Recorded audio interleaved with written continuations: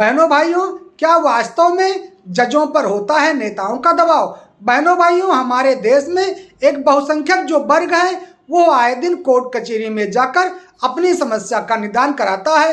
वो किसी भी जाति धर्म का हो, इसका कोई मतलब वहां पर नहीं होता है और उसे यह विश्वास रहता है कि कोर्ट कचहरी का निर्णय अंतिम निर्णय होता है। यहाँ पर जो बैठने वाले न्यायाधीश होते हैं वह भगवान का दूसरा रूप होते हैं और इसीलिए तो इनके लिए वकील साहिबान भी अंग्रेजी में लिखे लॉर्डशिप का प्रयोग करते हैं। वहीं जज साहब जब फैसले लिखते हैं तो प्राय आम जनमानस का यह मानना है कि यह फैसला बिना किसी जोर दबाव के निर्भीकता पूर्वक स्वच्छ मन से फैसला लिखा गया होगा। जिस पर पीड़ित पक्ष को फैसला सही नहीं लगता है वह अपीलीय कोर्ट में फैसले की अपील विधि के अनुसार करता है। यह जानकर मन विचलित होता है कि जजों के ऊपर भी नेताओं का दबाव होता है।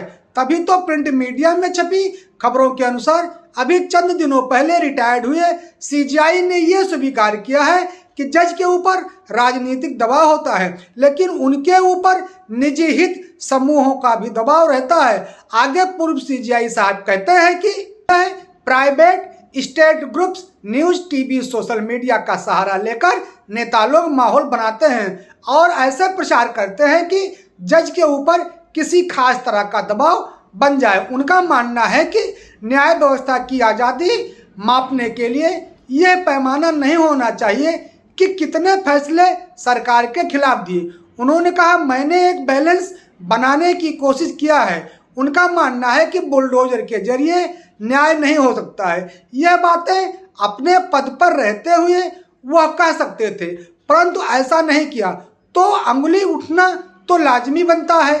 जज के ऊपर नेताओं का दबाव होना न्याय व्यवस्था को कमजोर करने की कोशिश हो सकती है, मगर फैसले दबाव में नहीं बल्कि सत्य पर आधारित निर्भीकता पूर्वक स्वच्छ मन से होने चाहिए, नहीं तो न्याय की गरिमा गिरती दिखेगी। आप सभी हमें कमेंट्स में यह जरूर बताएं कि क्या वास्तव में जज के ऊपर नेताओं का दबाव बनता है। हम आपके कमेंट्स की प्रतीक्षा में रहेंगे। मिलेंगे नए विषय के साथ, तब तक के लिए प्रणाम, धन्यवाद।